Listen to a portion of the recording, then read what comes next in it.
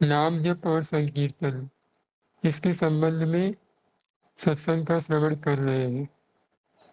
और कल हमने ये देखा था कि भगवान का नाम, भगवान के स्वरूप और भगवान की सेवा से भी सूक्ष्म है, जिसमें प्रेम होना बहुत ही कठिन होता है। यहाँ तक हमने सुना था। आज हम आगे सुनेंगे 37वें में कि पूज्य उड़िया बाबा कहते हैं, स्मरण ही प्रेम का स्वरूप है।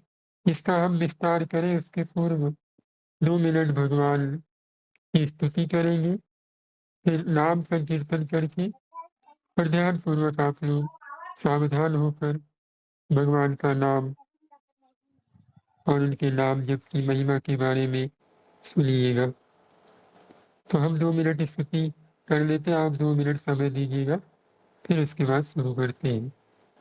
गुरुर्ब्रह्मा गुरुर्विष्णुः गुरुर्देवो महेश्वरः गुरुर्साक्षात् परब्रह्म तस्मै श्रीगुरुवे नमः। मूकं करोति वाचालं पङ्गुं लङ्घयति गिरिं यत्कृपातमहं वन्दे परमानन्दमाधवं। सच्चिदानन्दरूपाय विश्वोत्पत्त्यादिहेतवे तापत्रयविनाशाय श्रीकृष्णाय वयं नमः। वंशीविभूषितकरान् नवनीरदाभात् पीताम्बरादरुणविन्द फलाधरोष्ठात् पूर्णेन्दुसुन्दरमुखात् अरविन्दनेत्रात् कृष्णात् परं किमपि तत्त्वमहं न जाने। श्री सीताराम, श्री राधेश्याम जी। कोमल भैया 2 मिनट आप नाम संकीर्तन कर लीजिए, फिर हम आगे बढ़ते हैं। 2 जी मिनट भैया। ध्यान में। जय सीताराम सीताराम सीताराम जय सीताराम। जय सीताराम सीताराम सीताराम जय सीताराम। सीताराम सीताराम सीताराम जय सीताराम। जय सीताराम सीताराम सीताराम जय सीताराम। सीताराम सीताराम सीताराम जय सीताराम। जय सीताराम सीताराम सीताराम जय सीताराम। जय सीताराम सीताराम सीताराम जय सीताराम। जय सीताराम सीताराम सीताराम जय सीताराम। जय सीताराम सीताराम सीताराम सीताराम। जय सीताराम सीताराम सीताराम सीताराम। जय सीताराम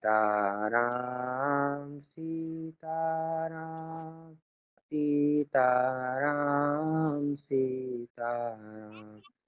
जय सीताराम सीताराम सीताराम सीताराम। जय सीताराम सीताराम सीता। जय सिया राम भैया। जी, श्री सीताराम, श्री राधेश्याम। बाबा कहते हैं, आज का आप लोग ध्यान से सुनिएगा। जैसा कि हम भगवान के नाम की महिमा पिछले कई दिनों से सुन रहे हैं, तो जो लोग नहीं हैं, जो लोग नहीं आए हैं और जो लोग नहीं जानते हैं कि पीछे क्या हुआ था, वो यूट्यूब पर वीडियोस डाल दी गई हैं, वहाँ पे आप जाकर सुन सकते हैं। तो आगे कहते हैं 37वें पॉइंट में कि स्मरण ही प्रेम का स्वरूप है। स्मरण करने से ही प्रेम होता है। बिना स्मरण किए केवल जप करने से विशेष लाभ नहीं होता, यानी लाभ होता है, विशेष लाभ नहीं होता। अब कोई ये ना सोचे कि हम जप कर रहे हैं तो हमारा क्या होगा।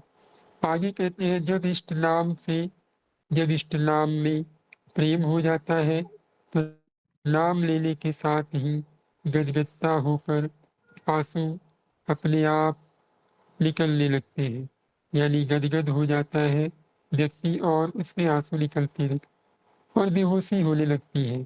जो प्रेम से भगवान का नाम लेता है, भगवान उस भक्त का स्मरण करते हैं। अब यहाँ पर समझना है कि स्मरण ही प्रेम का स्वरूप है। आप जिस चीज़ का ज़्यादा स्मरण कर रहे हैं, स्वाभाविक है कि उससे आप प्रेम करते हैं। जैसे उदाहरण के तौर पे अपनी मोबाइल को ले लीजिए। आप अपनी मोबाइल को सुबह उठते ही सबसे पहले हम सबका काम है कि कुछ याद आवे या ना आवे, सबसे पहले मोबाइल याद आती है। तो यानी हमारी उसमें आसक्ति है, हमारा उसमें प्रेम की एक स्वाभाविक गुण उत्पन्न हो रही है, हमारा उसकी तरफ झुकाव है।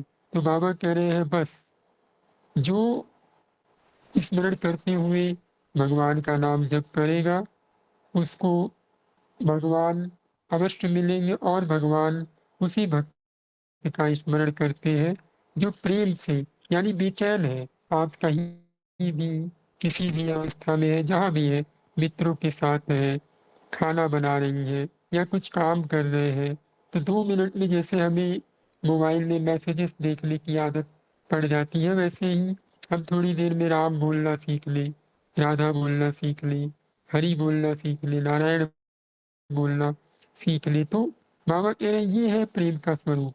मतलब स्मरण ही प्रेम का स्वरूप है, यानी बार-बार चिंतन करना, बार-बार याद करना, इसी को हम प्रेम कहते हैं। बाबा कह रहे हैं जो बिना स्मरण किए केवल जप करता है, उसे कोई विशेष लाभ नहीं होता है। लाभ होगा लेकिन विशेष लाभ नहीं होगा। आगे कहते हैं उदाहरण में देखो, एक ओर श्री राधा जी कृष्ण कृष्ण कहती रहती हैं, तो दूसरी ओर श्री कृष्ण राधे राधे की रट लगाते रहते हैं।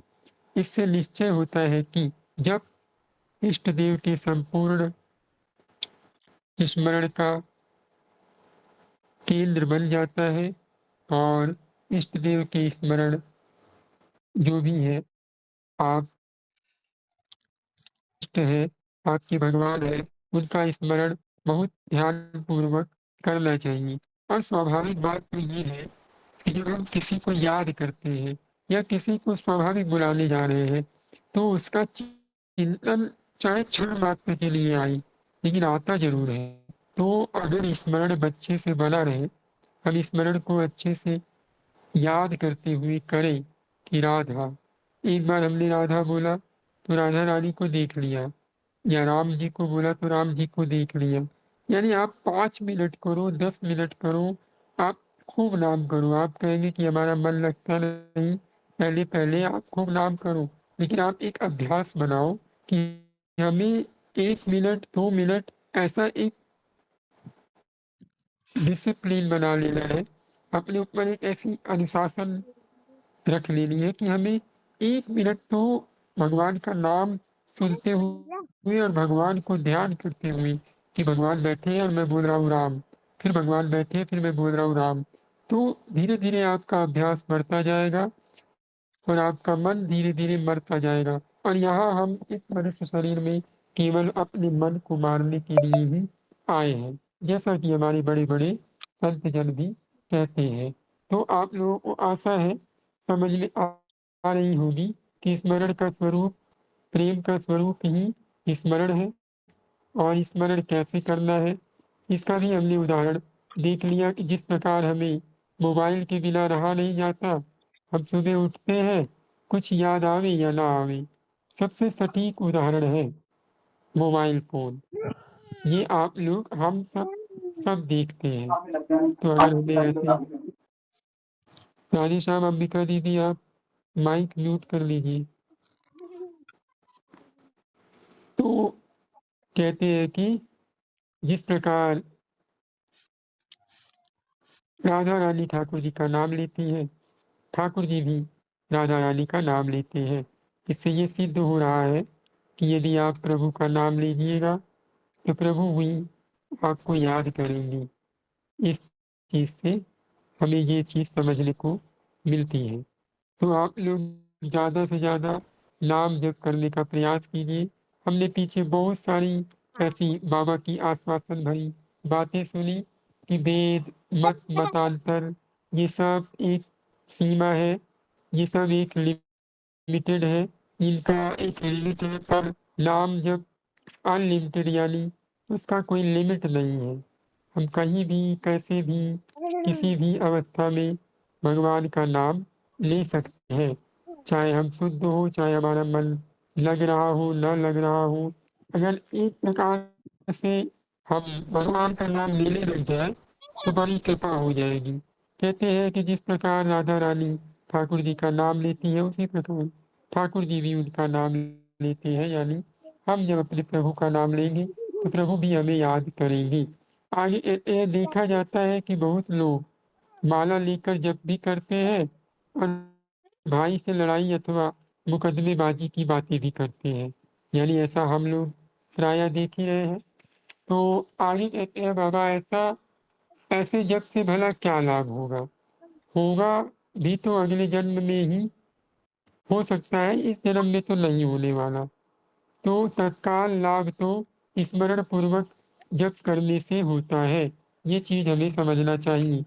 अगर हमें तत्काल लाभ चाहिए, तत्काल चीज़ें चाहिए तो प्रयास कीजिए स्मरण पूर्वक भगवान का नाम जप किया जाए। बाबा कहते हैं कि 38वें में कि जप के समय 4 काम नहीं करना चाहिए। ये आप लोग नोट कर लीजिए, जो रोज़ नोट करते हैं, वो अपनी कॉपी में ज़रूर नोट कर लें कि नाम जप करते हुए हमें 4 काम नहीं करना चाहिए। पहला, किसी से बोलना नहीं चाहिए। दूसरा, इधर-उधर देखना नहीं चाहिए। तीसरा, सिर या गर्दन नहीं हिलाना चाहिए। और चौथा, हँसना जैसी क्रियाएँ नहीं करना चाहिए। ये हमारे जप में विघ्न है, इन पर हमें विशेष ध्यान देना चाहिए। ये चीज़ आप लोगों को समझ में आ गई कि बोलना नहीं है, इधर-उधर देखना नहीं है, सिर या गर्दन हिलाना नहीं, हँसना नहीं, इन सब चीज़ों पे ध्यान देना चाहिए। 39वें में कहते हैं भगवान के मंगलमय नाम का उच्चारण करने से करोड़ों जन्मों के पाप नष्ट हो जाते हैं, ऐसा विद्वानों का निश्चय है। यानी जो विद्वान लोग हैं, वे ऐसा कहते हैं कि भगवान का जो मंगलमय नाम है राम, कृष्ण, हरि, शिव, जो आपको प्रिय हो, जैसा आपको अच्छा लगता हो जो नाम, यदि मन चंचलता करे और बहुत जी, 2 मिनट रुकिएगा।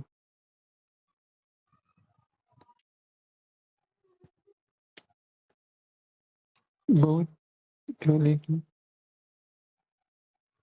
आप मन पे ध्यान मत दीजिए। और हाँ, यहाँ पर बाबा ने आपको समझने की बात ये है कि बाबा ने पहले जैसे आप पीछे आए होते तो आपको वहाँ पे और भी आश्वासन कुछ जोड़ियाँ बाबा के द्वारा मिला है।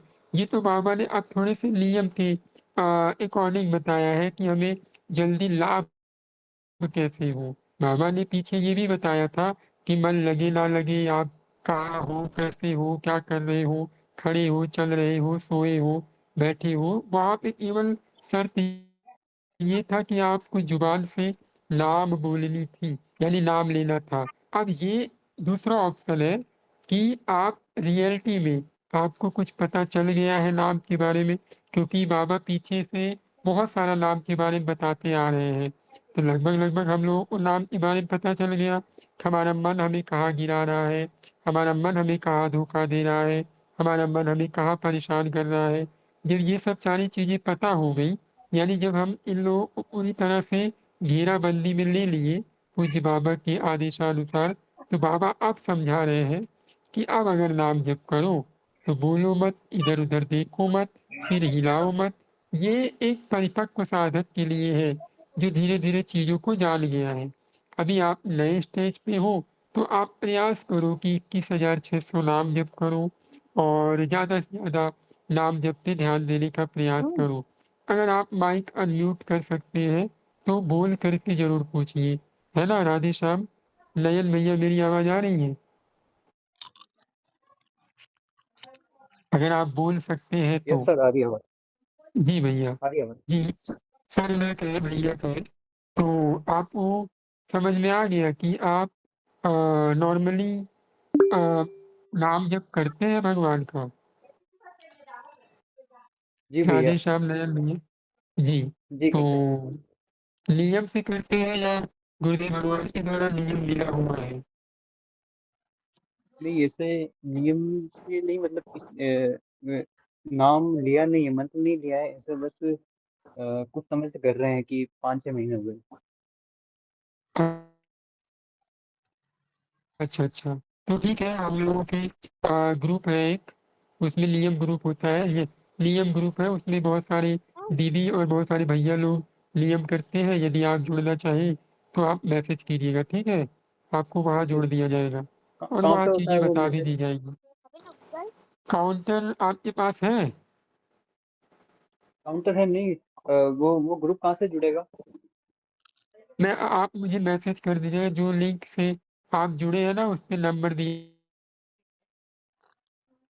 ठीक है भैया।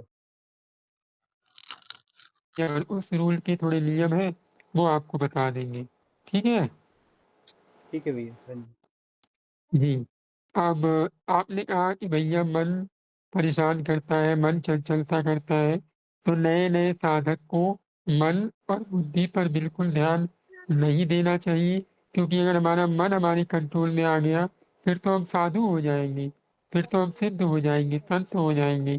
तो हमें कंडीशन ये देखनी है, हमारी शर्त ये होनी चाहिए कि हमें अभी के टाइम पे केवल और केवल नाम जप करना है। जी, दीदी आपको देख रहे हैं, पहले भैया को क्लियर कर दें, है ना? तो कहने का मतलब ये है भैया कि अभी के टाइम पे आप नाम जप करो, ठीक है? खाली नाम जप करो और नाम जप की मेरी प्रार्थना है, जैसा बड़े-बड़े संतों ने कहा है कि अगर हो सके तो लाख नाम करना चाहिए, उतना भी ना हो तो एक दिन में 50 नाम करना चाहिए, 50,000, और अगर उतना भी ना हो तो 21,600 नाम तो करना ही करना चाहिए।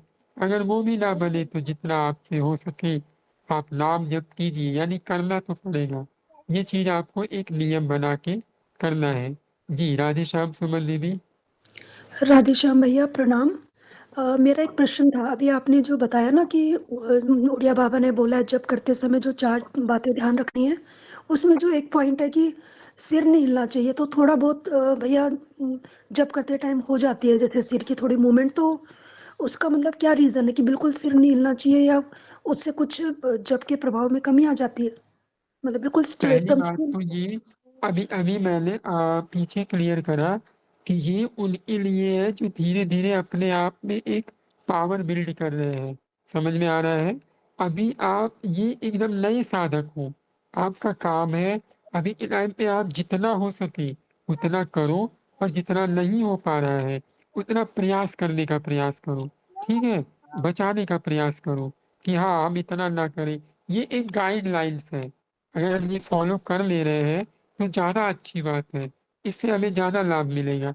अगर नहीं भी हो रहा है तो पीछे हमने क्या सुना कि जैसे हो, जैसे भी बन पा रहा है नाम जप करो।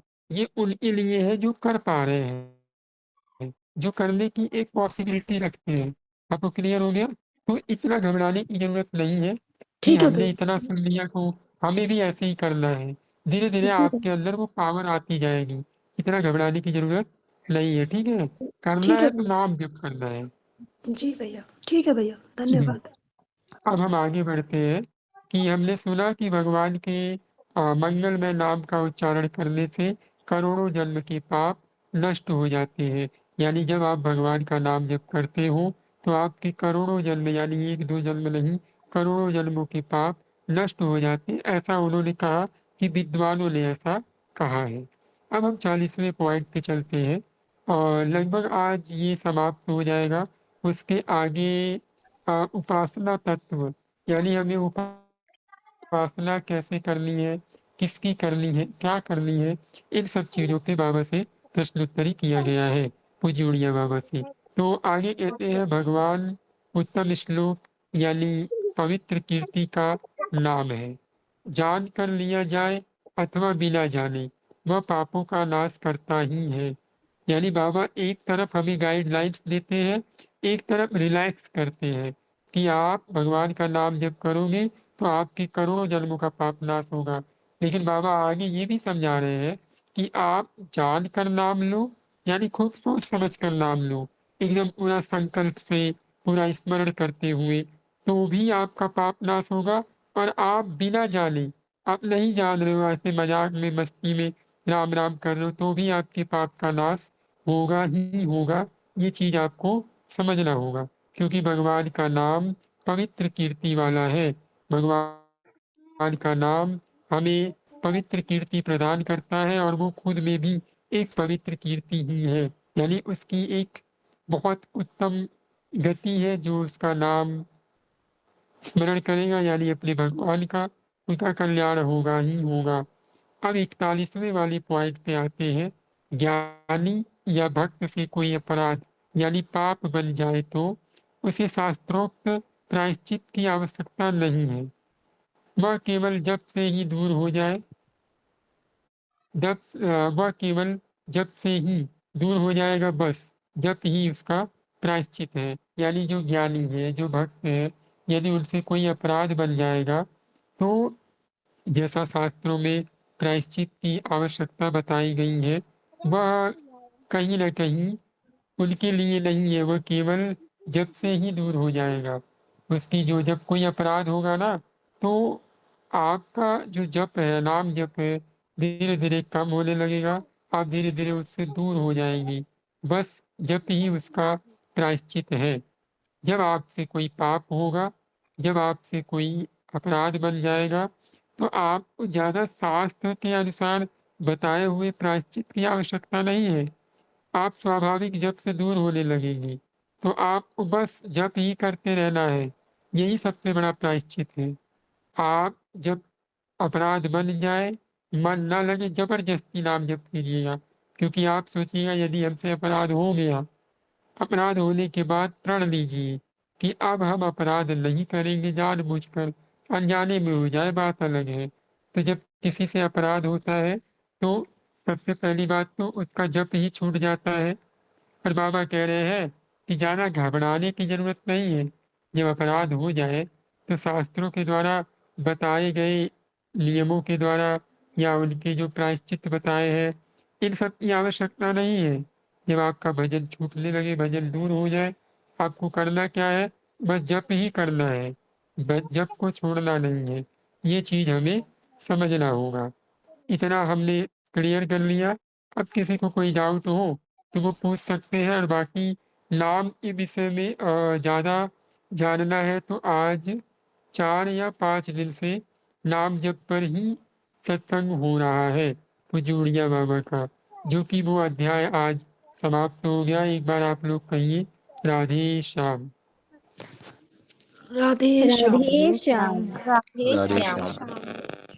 राधे राधे श्याम। राधे जी, अब हम आगे बढ़ते हैं उपासना तत्व में। उपासना तत्व क्या है, कैसे करना है, क्यों करना है, क्या करना है, इन सब विषयों में हम जानेंगे।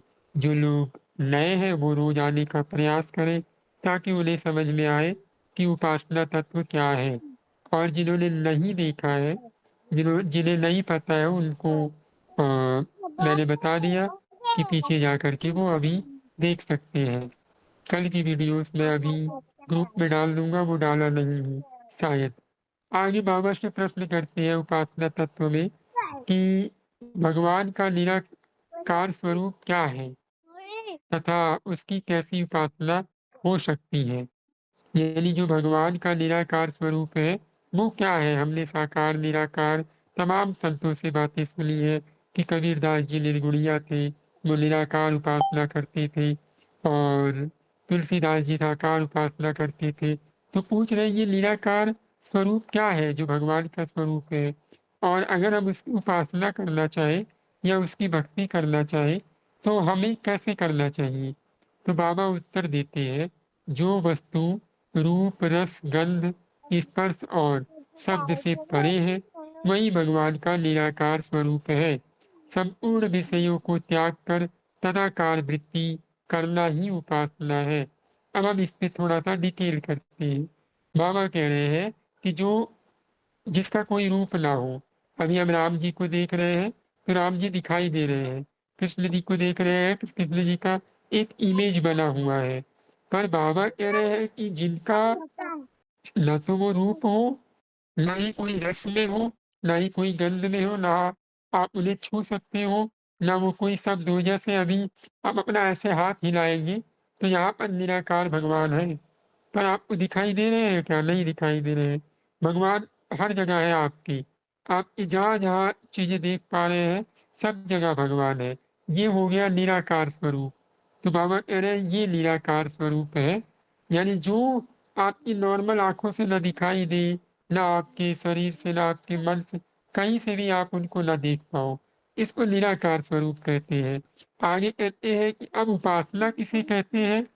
उपासना ये है कि संपूर्ण विषयों का त्याग करना। ध्यान देने योग्य बात है कि विषय क्या है, हमने पीछे बार बार चर्चा करी है कि संसार में सबसे ताकतवर चीज होती है विषय। विषय क्या है? इंद्रियों का सुख ही विषय है। जैसे आंखों का एक मन होता है अच्छी चीजें देखने को मिले, ये आंखों का विषय है देखना, कान का विषय है सुनना, जीभ का विषय है बोलना, नाक का विषय है सूंघना। अब वो विषय के ऊपर डिपेंड करती है कि वो वस्तु क्या हो सकती है। हम आंखों से क्या देखना चाहते हैं, आंखों से क्या सुनना चाहते हैं, वो हमारे मन के ऊपर डिपेंड है। लेकिन इनका जो एक विषय है वो इनका काम है सुनना, बोलना, छूना, खाना, पीना, ये विषय है। तो बाबा कह रहे हैं इन सब विषयों से अपनी वृत्ति को हटा करके किसी एक जगह एकत्रित करना ही उपासना है।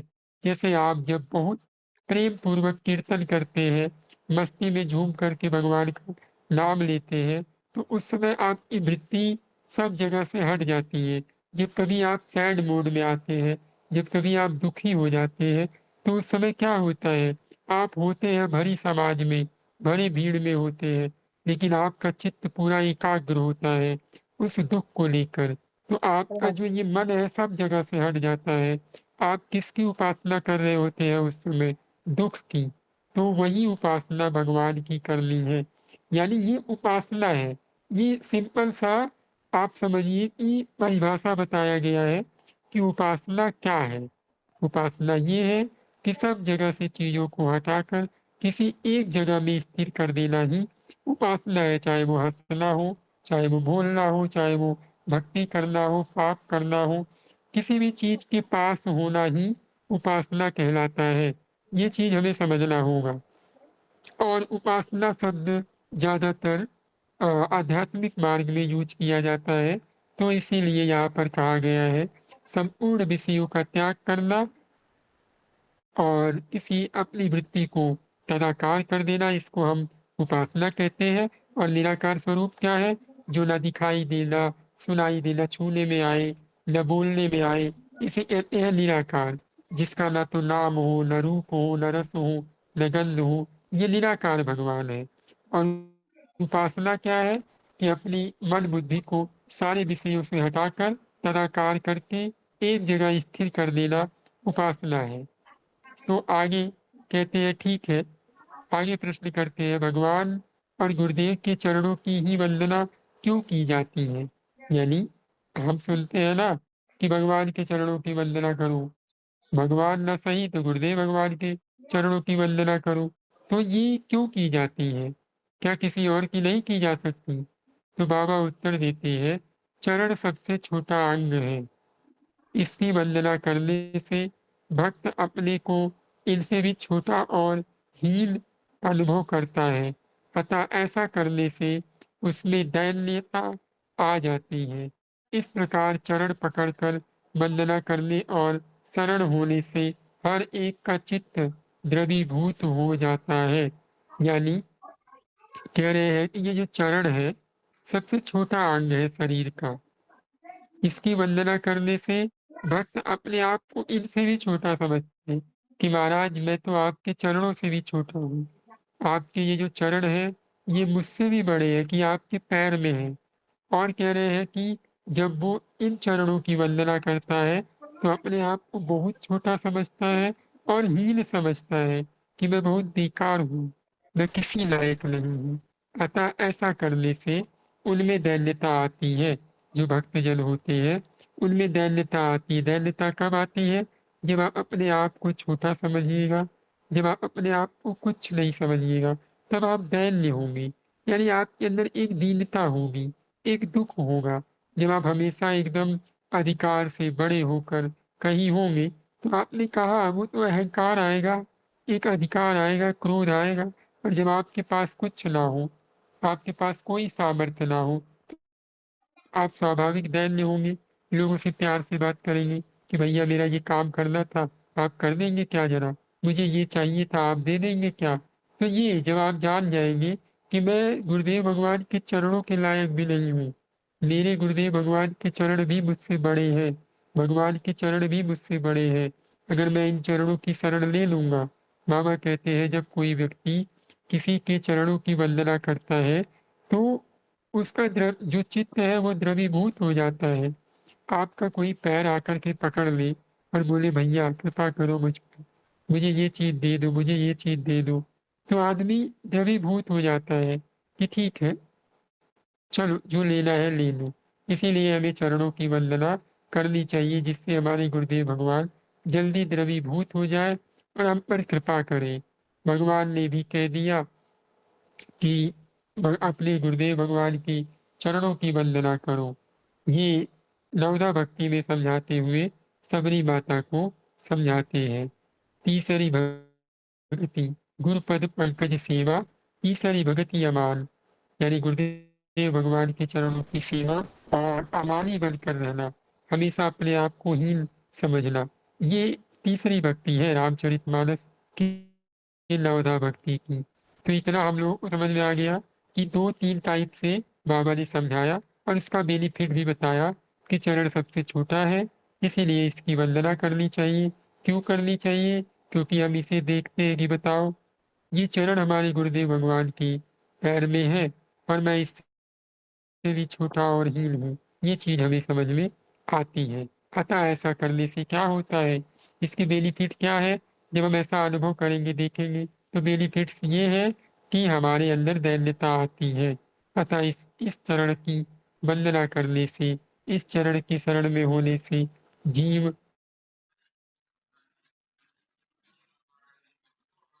उपद्रवी होते हैं।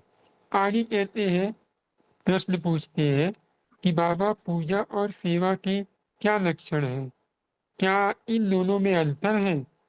तथा इसके अलग-अलग कौन अधिकारी हैं?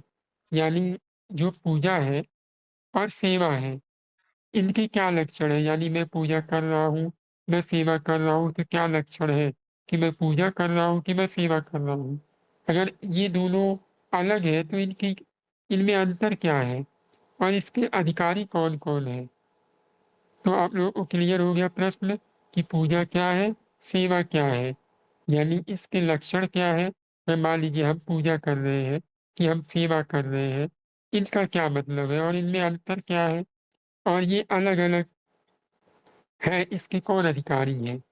तो पूज्य उड़िया बाबा उत्तर देते हैं, भक्त अपने भाव के अनुसार उपास्य देव को वस्तु अर्पण करता है तो उसे क्या कहते हैं? पूजा कहते हैं। इसमें उपासक के भाव की ही प्रधानता रहती है। यानी जब कोई भक्त अपने भाव के अनुसार अपने इष्ट देव की उपासना करता है, यानी आपके पास जो है यथाशक्ति बता भक्ति, यानी जो आपके पास है वो आप अपने भगवान को दे रहे हो, इसको हम पूजा कहते हैं। क्योंकि उसमें भगवान की कोई प्रधानता नहीं है। जैसे आपके घर में ठाकुर जी अर्चा अवतार में है, तो अब तो भगवान तो कुछ माँगेंगे नहीं, जो आप खाओगे, जो आप पियोगे, जो आपके पास होगा, वो आप भगवान को दोगे। तो इसमें क्या है, इसको हम पूजा कहते हैं और यही इसमें उपासक की प्रधानता है, भगवान की प्रधानता नहीं है। क्योंकि इसमें जो भक्त है वो अपने भाव के अकॉर्डिंग भगवान को देता है। किंतु जब वह अपने इष्ट की रुचि को समझकर उसकी प्रसन्नता के लिए चेष्टा करता है तो इसे सेवा कहा जाता है। और एक बात आप लोगों को बताएं, जैसा संतों के मुखारबिंद से सुना है कि पूजा और सेवा में सबसे उत्तम होती है सेवा। अब सेवा क्या है, पूजा क्या है? पूजा में हम जो भगवान को दें, वो हमारी प्रधानता है। हमारी जो इच्छा होगी वो हम देंगे, नहीं तो नहीं देंगे। यानी मनमानी जो हमारे मन में आया वो हम देंगे। लेकिन सेवा क्या है? भगवान को जो अच्छा लगे। भगवान को ये पसंद नहीं, हम ये नहीं करेंगे। भगवान आए, भगवान चाहते हैं कि हम ये ना करें। भगवान इतने टाइम उठ जाते हैं, तो भगवान से पहले हम उठ के बैठ जाएँगे। भगवान इस नाम से प्रसन्न होते हैं, तो हम दिन भर ये नाम लेंगे। तो ये है कि आगे कहते हैं किंतु जब वो अपने इष्ट की रुचि को समझकर उसकी प्रसन्नता के लिए चेष्टा करता है, तो इसे सेवा कहा जाता है। इसमें इष्ट देव की रुचि की प्रधानता होती है। यही इन दोनों का अंतर है। पूजा के अधिकारी तो सभी भक्त होते हैं, किंतु सेवा कोई निजदास या अंतरंग भक्त ही कर सकते हैं।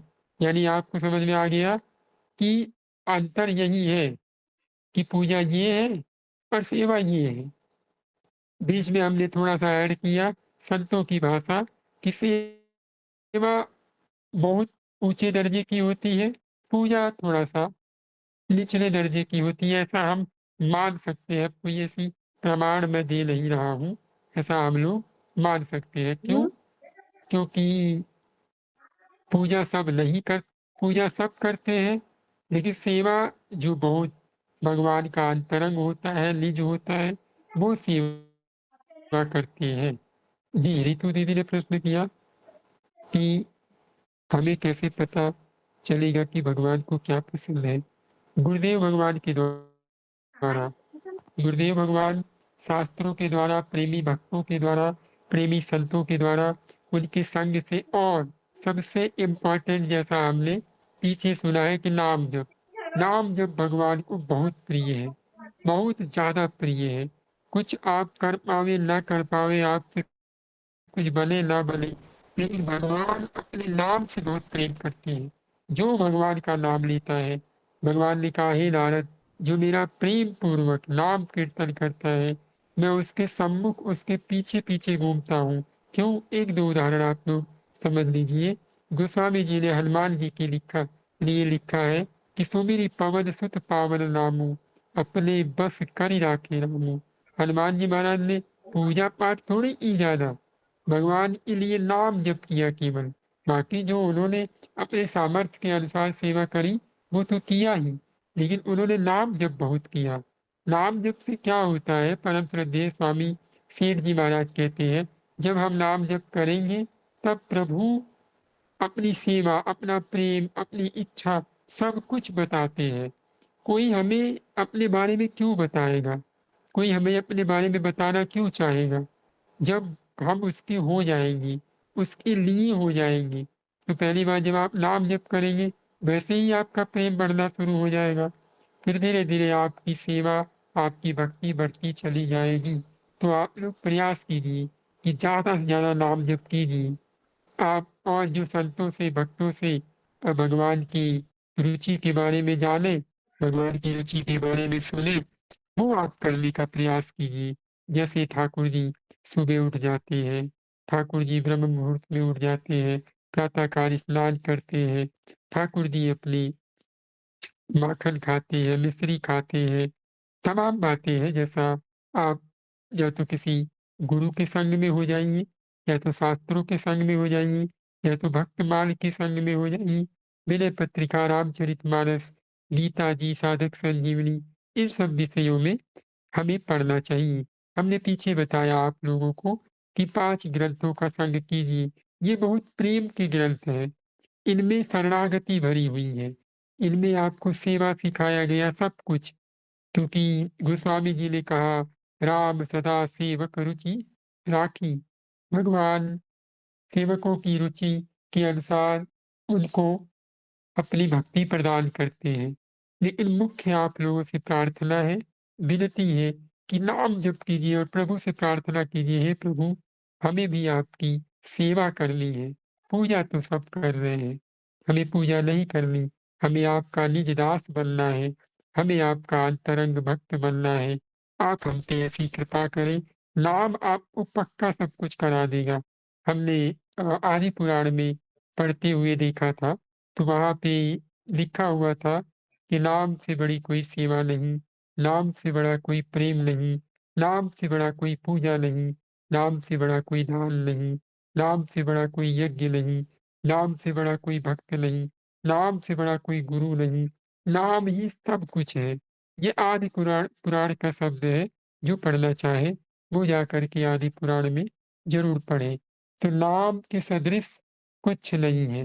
नाम के पीछे पड़ जाइए और नाम भगवान से प्रार्थना कीजिए, हे नाथ हमसे वही कार्य करवाइए जो आपको उचित लगे। मेरी अपनी मनमानी की कुछ ना हो। अगर मेरी मनमानी कुछ हो तो वो आपका नाम हो, क्योंकि आपको इसी में प्रसन्नता मिलती है। स्वयं ठाकुर जी महाराज राधा, राधा करते हैं। बड़े बड़े परमहंस मुनि राम, राम करते हैं। भगवान भोलेनाथ राम, राम करते हैं। उन्हें क्या ज़रूरत है नाम जप करने की? लेकिन उन्हें पता है कि राम नाम से प्रभु प्रसन्न होते हैं, अपने नाम से प्रभु प्रसन्न होते हैं। तो इसीलिए आप लोग उनकी सबसे पहली रुचि देख लीजिए क्या है? कि नाम है। नाम उनकी सबसे बड़ी रुचि है। बाकी रुचि के बारे में हमें पता हो ना हो, आप किसी की एक रुचि के अनुसार काम करना शुरू कर दीजिए, तब वो धीरे-धीरे फरमाने लगता है कि आप हमारा ये भी कर देंगे क्या? आप हमारा ये भी कर देंगे क्या? तो पहले आप जो जान गए, वो करना शुरू कर दीजिए। क्या जाना आप लोगों ने? कि नाम जप कीजिए। नाम जप भगवान की सबसे बड़ी रुचि है, ये आपको समझना है। बाकी जो आप ठाकुर जी की सेवा करते हैं, वो आप ठाकुर जी को कीजिए और ठाकुर जी को भोग लगाइए, ठाकुर जी को नाम सुनाइए। ठाकुर जी को नाम बहुत प्रिय है, ये भी उनकी एक रुचि है। अगर आपके पास ठाकुर जी हैं, लड्डू गोपाल हैं, विग्रह सेवा है, तो उनके सामने बैठ कर के 2 मिनट नाम सुनाइए। और हाँ, भक्तों का चरित्र उन्हें बड़ा प्रिय लगता है। किसी एक भक्त का रोज़ उन्हें चरित्र सुनाने का नियम बनाइए कि ठाकुर जी आपको एक चरित्र सुनाएँगे, क्योंकि प्रभु अपने भक्तों का चरित्र बहुत प्रेम से सुनते हैं। और उन्हें नाम सुनाइए। ये चीज़ आप लोग समझिए। आगे प्रश्न करते हैं, इतना आप लोगों को समझ में आ गया कि सेवा और पूजा क्या है? यानी हम सेवा कर रहे हैं, हम पूजा कर रहे हैं, इसका लक्षण क्या है? हम अगर मनमानी कर रहे हैं, तो क्या कर रहे हैं? पूजा कर रहे हैं। और प्रभु के अकॉर्डिंग कर रहे हैं, प्रभु के लिए कर रहे हैं, प्रभु की इच्छा अनुसार कर रहे हैं, तो क्या कर रहे हैं? सेवा कर रहे हैं। पहली बात तो ये हमें पता चल गया कि हमारे अंदर ये लक्षण है। आगे इनमें यही अंतर है। क्या अंतर है? उपासक अपने मन से करे तो पूजा, उपासक प्रभु के मन से करे तो सेवा। और इनमें दोनों में यही अंतर है, क्योंकि पूजा सब कर सकते हैं, किंतु सेवा निज दास या अंतरंग भक्त ही करते हैं। आगे बाबा से प्रश्न पूछा गया कि साकार और निराकार उपासना में मुख्यतः क्या अंतर है? यानी जो साकार उपासना है, निराकार उपासना है, इनमें जो मुख्य अंतर है वो क्या है? तो बाबा कहते हैं साकार उपासना में जीव ईश्वर का भेद वास्तविक माना गया है। और आगे कहते हैं कि जबकि निराकार उपासना में इनका भेद माइक माना गया है। यानी आप ये समझें कि जो साकार उपासना है, उसमें जीव और ईश्वर का भेद वास्तविक है। यानी आप कोई पूछेगा जब आप साकार उपासना में होंगे, तो इसमें वास्तविक भेद माना गया है। यानी आप अलग है, भगवान अलग है। ऐसा हमें किसमें दिखाई देता है? साकार उपासना में। निराकार में ये सब माया है। कहते हैं ना ना, निराकार में कोई है ही नहीं भगवान के अलावा, ये होता है। और जो साकार उपासना है, उसमें क्या है कि मैं आपका दास हूँ, प्रभु मैं आपका सेवक हूँ। इसमें मैं और आप 2 लोग आ जाते हैं। यानी हे नाथ मैं आपका हूँ, यहाँ पे 2 लोग आ गए। और निराकार में क्या है कि बस माइक भेद है। माया हटी, वो लीन हो जाते हैं, वो पूरा शून्य हो जाते हैं। लेकिन जो भक्तजन होते हैं, जो साकार उपासना वाले होते हैं, एक तरफ उनके प्रभु बैठे होते हैं और दूसरी तरफ वो अपने प्रभु की सेवा करते हैं। दोनों एक ही चीज़ है। निराकार वाले भी एक ही को मानते हैं, साकार वाले भी एक ही को मानते हैं, लेकिन निराकार वाले लीन हो जाते हैं, यानी स्वयं को भगवान मान लेते हैं। और जो साकार वाले होते हैं, उनके लिए एक मेरे भगवान और एक मैं, यानी मैं उनका सेवक। गोस्वामी जी कहते हैं ना, अस अभिमान जाई जन भोरे, मैं सेवक रघुपति पति मोरे, यानी मैं सेवक हूँ और मेरे रघुनाथ जी मेरे पति हैं, मेरे स्वामी हैं, मैं उनका सेवक हूँ। तो समझने की बात ये है कि जो भक्त होते हैं उनमें अभिमान होता है कि मैं अपने प्रभु का हूँ, और जो निराकार वाले होते हैं वो उसी में लीन हो जाते हैं कि सब प्रभु है तो मैं कहाँ से आ गया, सब कुछ प्रभु है, सब कुछ प्रभु है। और भक्त में एक ठसक होती है कि मैं प्रभु का हूँ, मेरे प्रभु सर्वत्र विराजमान है, मेरे प्रभु इसमें भी उसमें भी। गोस्वामी जी कहते हैं ना, मैं सेवक सचराचर रूप स्वामी भगवंत, मैं सेवक हूँ सारा चर अचर, यानी जो चलता है वो और जो स्थिर है वो सब मेरे प्रभु है और मैं उनका सेवक हूँ। ये चीज हमें समझना होगा। तो ये निराकार उपासना और साकार उपासना में भेद है। साकार उपासना में ये है कि प्रभु और जीव वास्तविकता में जीते हैं, और निराकार उपासना में माइक भेद है, कहते हैं माया है, सब माया है। अब हम पॉइंट पे बात करते हैं। प्रश्नोत्तर की समाप्ति हुई। अब बाबा एक एक पॉइंट पे बताएंगे कि क्या क्या चीजें हैं उपासना तत्व में। क्या आप लोगों को क्लियर हो गया? किसी को कोई डाउट तो नहीं है ना? जिसको हो वो जरूर बताया करें। अब हम आगे चलते हैं। पहला, सांसारिक पुरुष को देहाभिमान रहता है और उपासक को जीवत्व अभिमान रहता है। मैं ब्राह्मण, मैं क्षत्रिय, मैं वैश्य, मैं ब्रह्मचारी, मैं गृहस्थी, मैं सन्यासी, इसका नाम क्या है? देहाभिमान है। तथा जो कुछ है वह प्रभु है, मैं सबका सेवक हूँ, यह जीवत्व का अभिमान है। यानी दो प्रकार के अभिमान होते हैं। पहला देहाभिमान, देहाभिमान कौन करता है? संसारी पुरुष। और दूसरा जीवत्व का अभिमान, यानी मैं जीव हूँ और प्रभु भगवान है। जीव और भगवान का संबंध किसका होता है? उपासक का। और जो संसारी पुरुष है, आप उन्हें कैसे पहचानिएगा? वो कहेंगे मैं इस जाति का हूँ, मैं अन्य जाति का हूँ, मैं ब्राह्मण हूँ, मैं तो बहुत बड़ा पंडित हूँ, मैं ये हूँ, मैं वो हूँ, मैं गृहस्थी हूँ, मैं सन्यासी हूँ। कोई भी हो, अगर ऐसा बोले समझ जाइए उसके अंदर देहाभिमान है। और जो जीव होगा वो क्या कहेगा? सब मेरे प्रभु हैं, मैं अपने प्रभु का सेवक हूँ। ये जीव का स्वाभिमान है, जीव का अभिमान है। ये चीज क्लियर हो गई। देहाभिमानी पुरुषों में संसार की बातें होंगी, यानी वो अलग अलग चीजों को देखेगा कि ये तो ये है, ये तो वो है, ये तो ऐसे है, ये तो वैसे है, ये तो वैसे है। ये संसारी पुरुष देखता है। लेकिन जो भक्त होता है वो सीधे देखे हैं, सब प्रभु, कोई है ही नहीं, मेरे प्रभु के अलावा कोई नहीं है। गोस्वामी जी कहते हैं, सिय राम में सब जग जानी, करहु प्रणाम जोरी जुग पानी। यानी जो भक्त होगा वो सिय राम में सभी जगत को देखेगा, चाहे वो चर हो चाहे वो अचर हो। यानी मैं प्रभु का हूँ और मेरे प्रभु है, मैं सेवक हूँ। तो ये चीज आप लोगों को समझ में आ गया कि देहाभिमान किन में होता है और जीवत्व अभिमान किन में होता है। अब हम आगे बढ़ते हैं।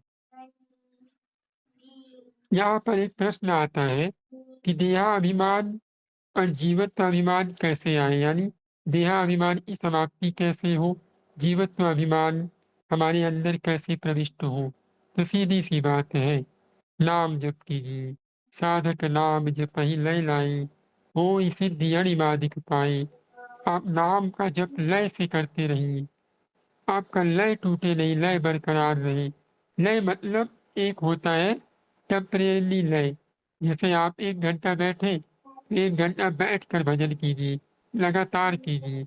और एक लय होता है कि आपने 21,000 का नियम लिया और 4 बजे प्रातः काल का नियम लिया, तो वो आपका लय बना रहना चाहिए, कई सालों तक बना रहे। ये नहीं कि आज किया, कल किया, परसों किया, फिर छूट गया ना, लय बरकरार रखिए, लय को छोड़ना नहीं है।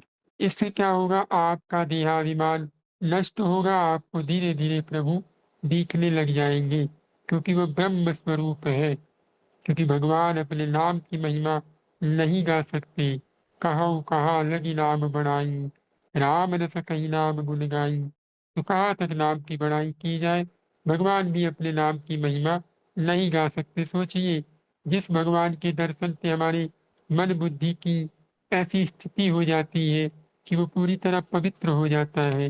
भगवान का नाम यदि हमें पूरी तरह पकड़ लिया, या भगवान के नाम को हमने पकड़ लिया निस्वार्थ भाव से, तो हमारी क्या गति होगी। तो इसीलिए आप लोग नाम कीजिए, ये देहाभिमान अपने आप नष्ट हो जाएगा, जीवत्व अभिमान अपने आप आपके अंदर आता जाएगा।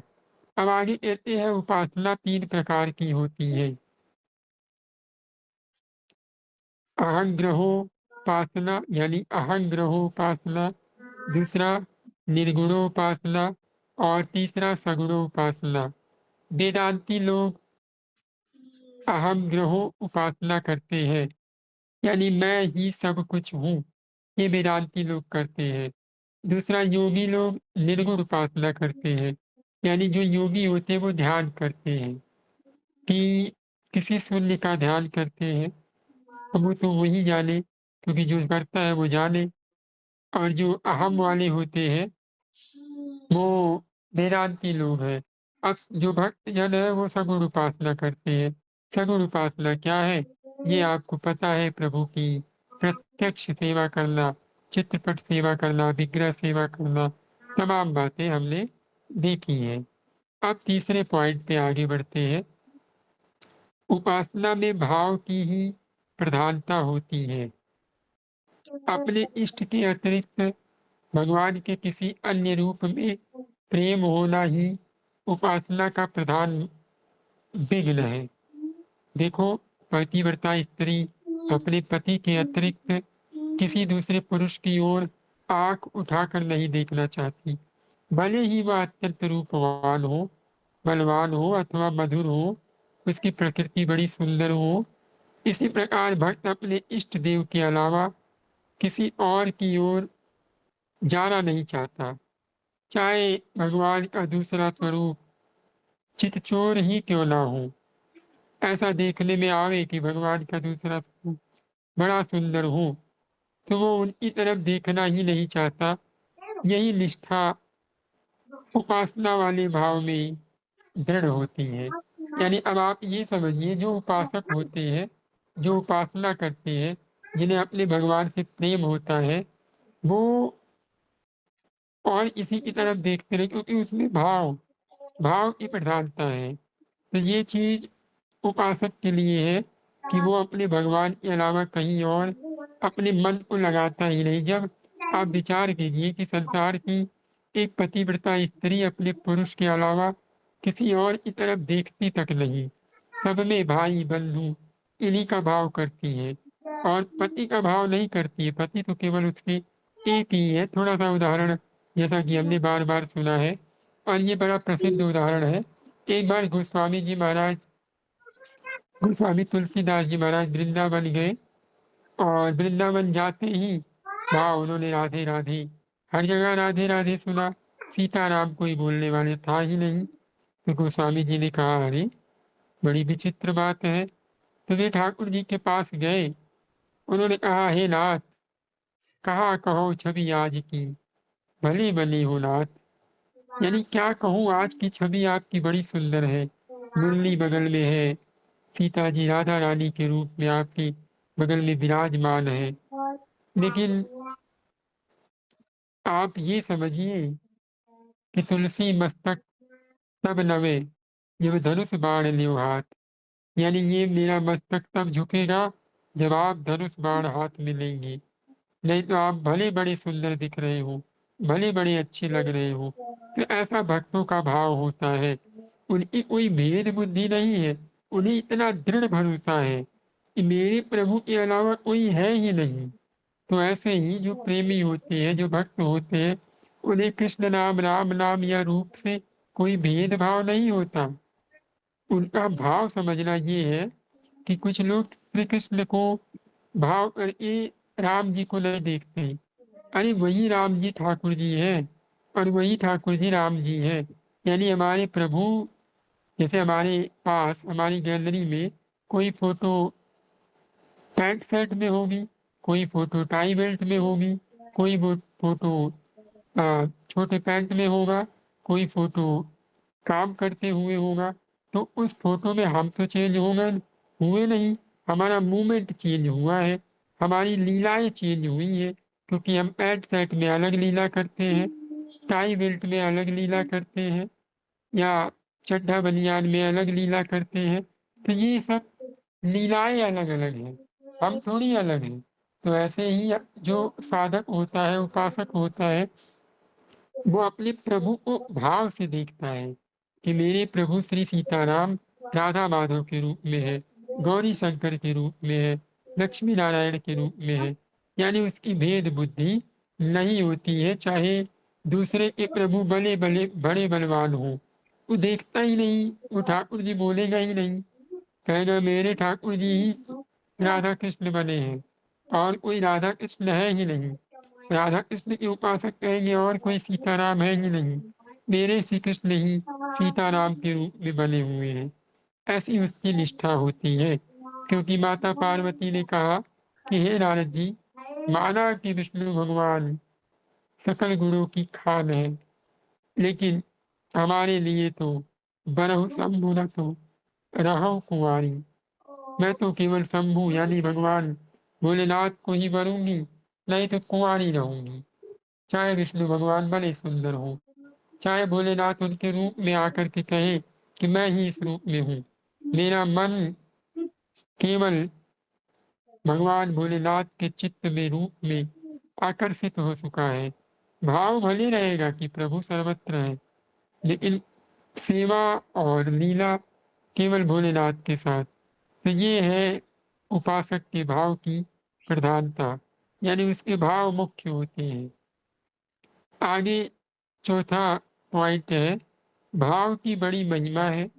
देखो, भाव की दृढ़ता के कारण ही माँ या बहन के समीप रहने पर भी कभी कभी काम बुद्धि नहीं होती, पर भी कभी काम बुद्धि नहीं होती।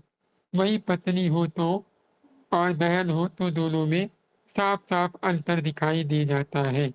यानी भाव की इतनी महिमा है कि माँ बहन हम इनके समीप बैठे होते हैं और हम अपने मन में इतना चढ़े होते हैं, स्वाभाविक हमें उस पे ताकत नहीं लगाना पड़ता है, वो डर के मारा वहां तक नहीं जाता, क्योंकि हमारा भाव ऐसा दृढ़ हो गया है, ऐसा ताकतवर बन गया है कि हमारा मन अगर चाहे तो हम कतई जा ही नहीं पाता है। वो उसमें इतना डर होता है ना, इतना भय बना होता है कि ये मानेगा ही नहीं, किसी कीमत पे तैयार नहीं होगा। और वही कोई और स्त्री दिख जाए तो हमारा मन बहकाना शुरू कर देता है, क्योंकि उसे पता है कि ये यहाँ पे कुछ नहीं बोल पाएगा, ये यहाँ पे कोई ऑब्जेक्शन करेगा ही नहीं। और अगर वही वो माँ की तरफ गया, तुरंत हमारे अंदर बड़ी घृणा हो जाती है, बड़े कुभाव आ जाते हैं। क्यों? क्योंकि हमारे भाव इतने दृढ़ हो गए हैं। तो भाव की बहुत महिमा है। भाव को पुष्ट कीजिए, और भाव पुष्ट होगा, फिर से एक बार आप लोगों को कह रहा हूँ, नाम जप करने से। सच बता रहा हूँ, जो कुछ मिलता है नाम से मिलता है। नाम से इतने अच्छे अच्छे भाव आते हैं कि आप आश्चर्य में रह जाइएगा। केवल 6 महीना, केवल 6 महीना भगवान का नाम जप करके, लगातार कंसिस्टेंसी से, नियम से, जितना आपने बनाया है करके देख लीजिए। 6 महीने बाद न रोते हुए हमसे मिलिए तो आप कहिएगा, इतना हमें नाम पे भरोसा है। अपने शब्दों पे तो नहीं है, लेकिन नाम के भरोसे आपको कह रहा हूँ कि 6 महीने, खाली 6 महीने। इसके बाद जो आपके अंदर अनुभव होगा ना, वो आप किसी को नहीं बता पाइएगा, किसी को बता ही नहीं पाए, बस आनंद शब्द निकलेगा कि बहुत आनंद है, बहुत आनंद। तो ये चीज हमें समझ में आई। अब 5वें पॉइंट में कहते हैं कि उपासना मूर्ति की नहीं होती, अपितु सच्चिदानंद घन की होती है। उपासना में भाव की ही प्रधानता तो है ही, इसके साथ-साथ 10 बातों पर पूरा ध्यान रखना चाहिए। यानी बाबा कह रहे हैं कि उपासना में जो है ऐसा नहीं है कि मूर्ति की उपासना होती है, उपासना सच्चिदानंद घन भगवान की होती है। जैसे आप मान लो कि कोई सोने की मूर्ति है, मूर्ति शब्द यहाँ पे कहा गया है, किसी भगवान की मूर्ति है, ये शब्द यूज़ नहीं किया गया।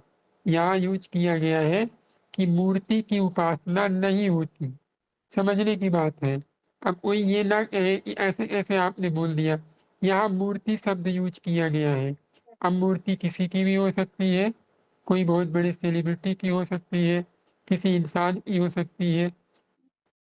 उपासना होती है सच्चिदानंद घन भगवान की, इसमें उपासना भाव है। यानी अगर वो मूर्ति सच्चिदानंद घन भगवान की है, तो उसकी उपासना होगी, अन्यथा नहीं होगी, चाहे वो मूर्ति बड़ी ही सुंदर क्यों ना हो।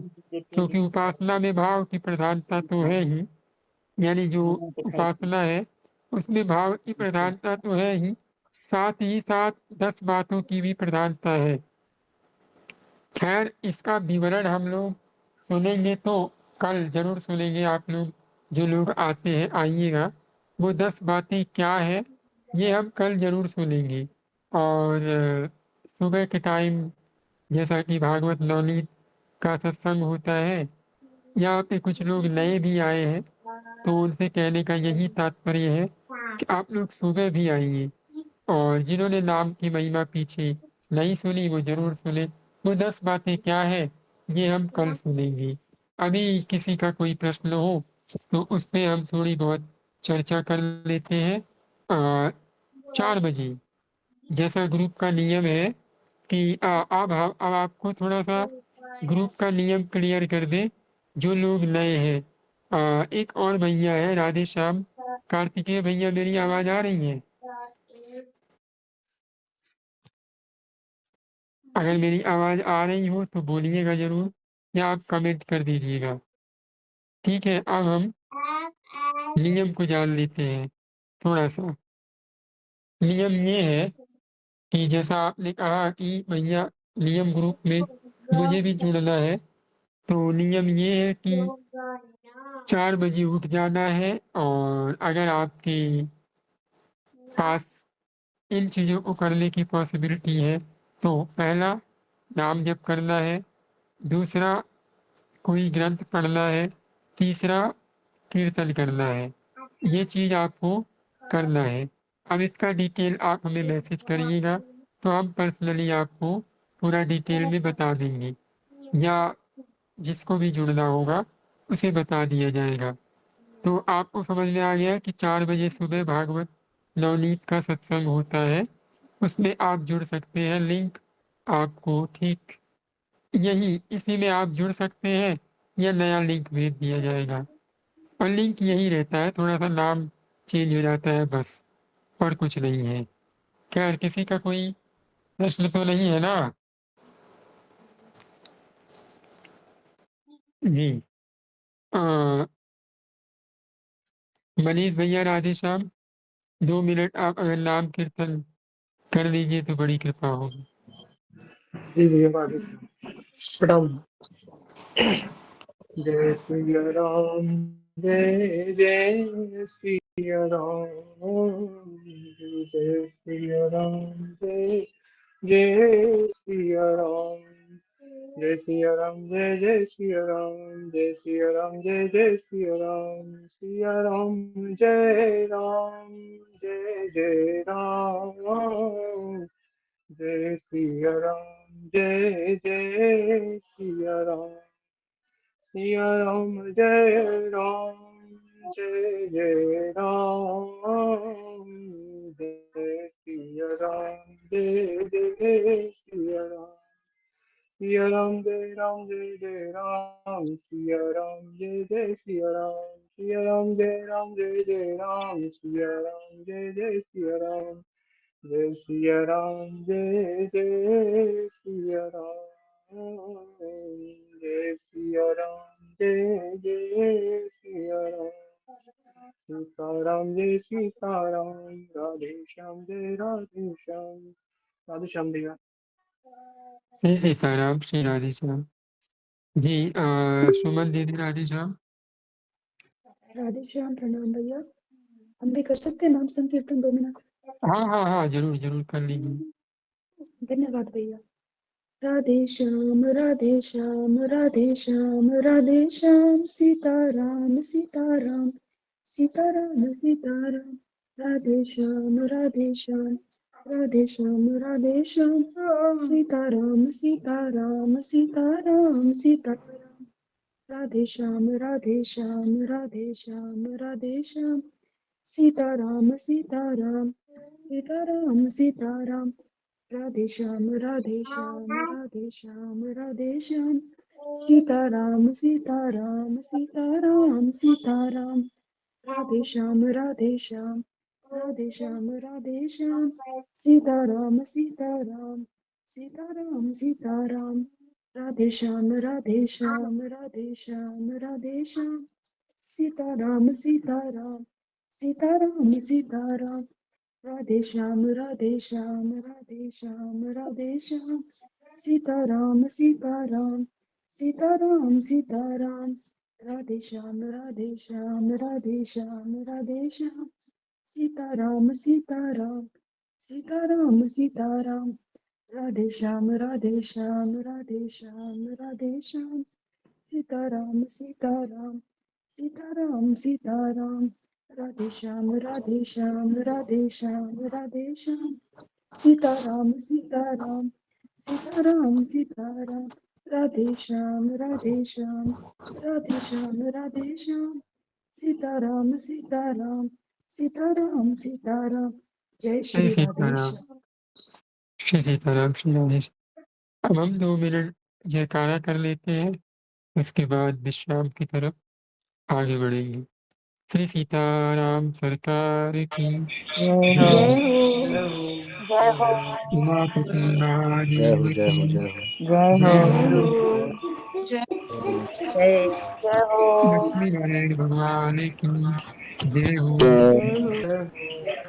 हो जय हो राधा वल्लभ लाल की जय हो। राधा रमण लाल की जय जय हो। जय हो राधा गोविंद देव की जय हो। जय हो बांके बिहारी लाल की जय हो। जय हो गौ माता की जय हो। जय हो जय हो राधा गोविंद देव की जय हो। जय समस्त संत हरि भक्तन की जय हो। जय हो कुंज बिहारी श्री हरिदास। उन बिहारी बिहारी श्री श्री हरिदास हरिदास राधा वल्लभ श्री हरिदास। श्री राधा वल्लभ श्री राधा हरिदास वल्लभ श्री हरिवंश निताई गौर हरि बोल। निताय गौर हरि बोल। हरि बोल श्री सद्गुरुदेव भगवान की जय जय हो। हो जय हो जय हो नमः पार्वती पते हर हर महादेव। जय जय श्री सीताराम जय जय श्री राधेश्याम जी। जय हो। अभी के लिए आप लोगों से आज्ञा चाहता हूँ, यदि कोई भूल चूक हो गई हो तो हमें क्षमा कीजिएगा। राधे श्याम प्रणाम। राम भैया जय आप